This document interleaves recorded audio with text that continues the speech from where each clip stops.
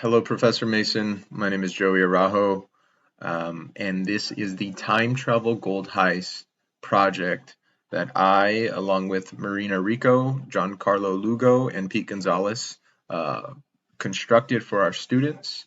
Our essential question is, what knowledge and skills do you need to travel to the gold rush era and carry out the greatest heist in history?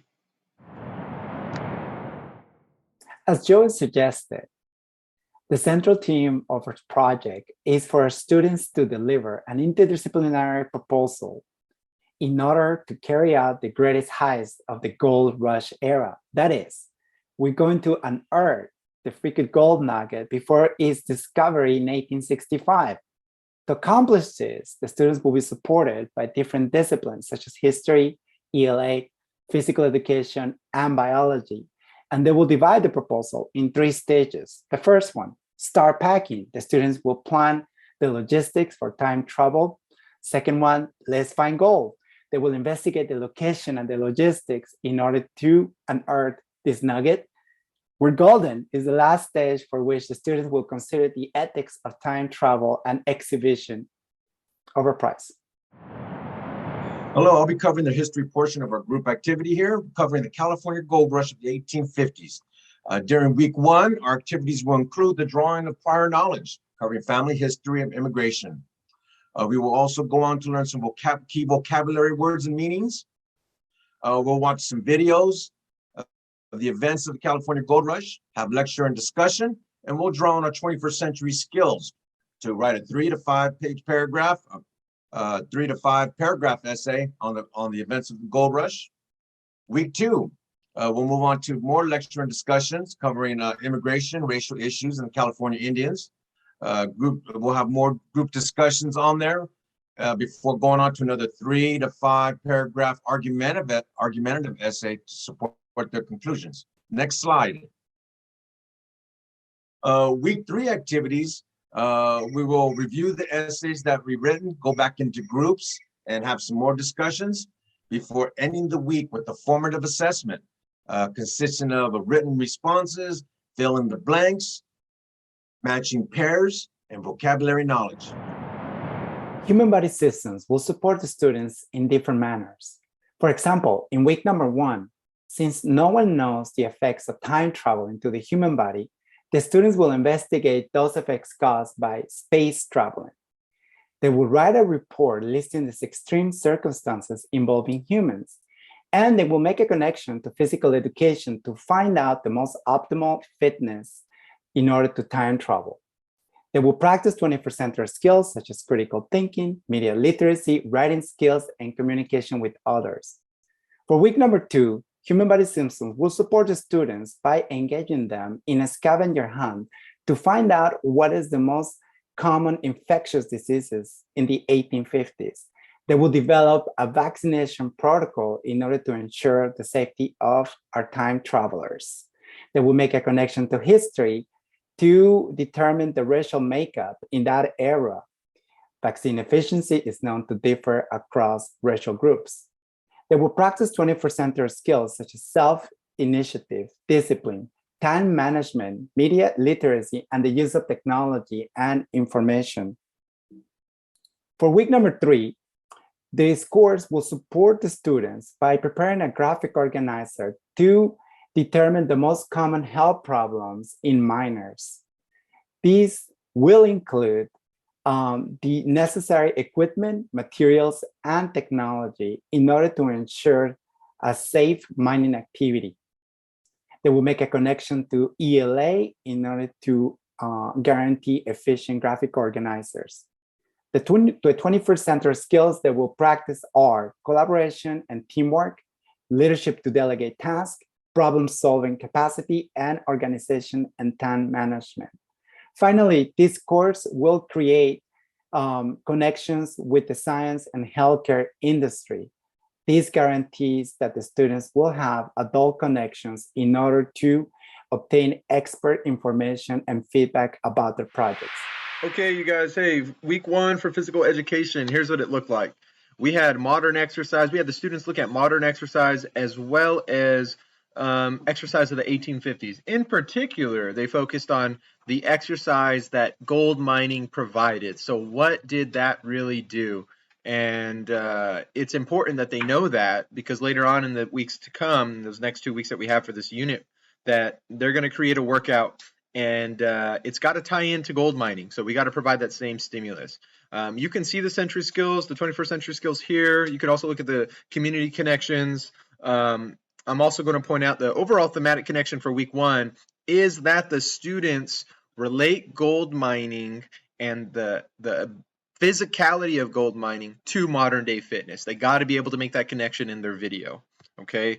Next, for week 2, they needed to look at the muscles of the lower body, the muscles of the upper body.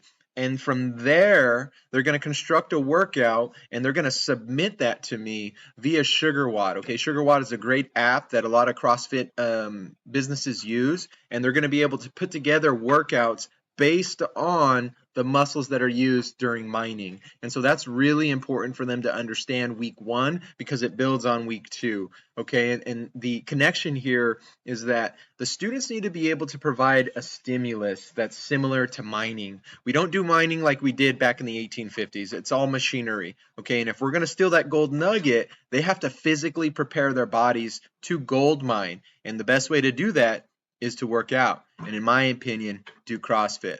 Okay, week 3, here we go. We've done the muscles, we've done the workouts, they're preparing their bodies, but we can't have them break down, okay? So they need to sleep well. They need to learn about sleeping and good habits. They need to learn about healthy eating. Now, obviously, the diet of the 1850s was a lot more healthy than it is today, okay? So I didn't have them differentiate between that. But what I helped them understand was, hey, let's create a nutritional plan within your groups that focuses on healthy eating, learning to substitute bad foods for good foods, and then also what's appropriate to sleep. You know, what's mining going to do to you if it's a taxing activity? Well, it's going to make you tired. So how much should you sleep?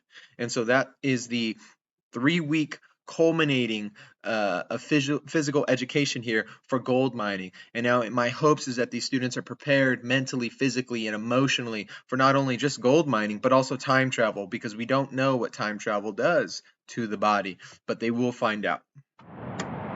Okay, now we will be discussing the English language arts discipline that will assist students to make this travel back to the gold rush. For our first week, we will go ahead and start students talk about any type of language that they need to know, understanding vocabulary, understanding how the gold miners communicated with each other. So students will participate in class discussions so they can create and search vocabulary words that link to the gold rush times, using, of course, any type of technology tool to present it to the class. Also, students will also learn the tools that were used for the gold mines in order to analyze the physical strength that these gold miners had to have in order to complete these difficult tasks in finding the gold. And eventually, ultimately, for our goal is to find that nugget, right? So for the next week, week number 2, students will look up the pictures of the gold rush, and make inferences to come up with their voyage and create journals and logs of what they see, what they hear, how they feel, what they smell. The English language arts will give them that ability to connect with the literature and the communication and the language of the 1850s in the gold rush time. Now, for week 3, students will complete ultimate a 5-paragraph narrative essay that will give us that vivid image of their voyage back to the gold rush time in California in the 1850s and their captivity of the gold nugget, their biggest, greatest heist of the gold rush time. Students will not only create this 5-paragraph narrative essay, but they will connect it with a visual image of what was it like to live in that time, using, of course, all of the language communication and everything they've learned of the other disciplines within this interdisciplinary group project. In addition to all the performance tasks, the culminating project presentation of learning will be demonstrated by the mastery of the 6 A's that will be divided within 3 stages: the project initiation, project exploration and development, and project revision and exhibition. Students will demonstrate the authenticity, the adult relationships, the applied learning and assessment authenticity, and academic rigor that will be enforced in within all their disciplines and their presentation. Group project will conclude with a live showcase. The live showcase will take place in our exhibit hall. The purpose of the showcase is to verify what the students have learned. Our community partners and speakers will be present to review the students' projects and answer any questions. And then finally, the purpose of this showcase was to acknowledge and celebrate what our students' achievements. Now, attached, we have our references for your information, and we want to thank you for your time.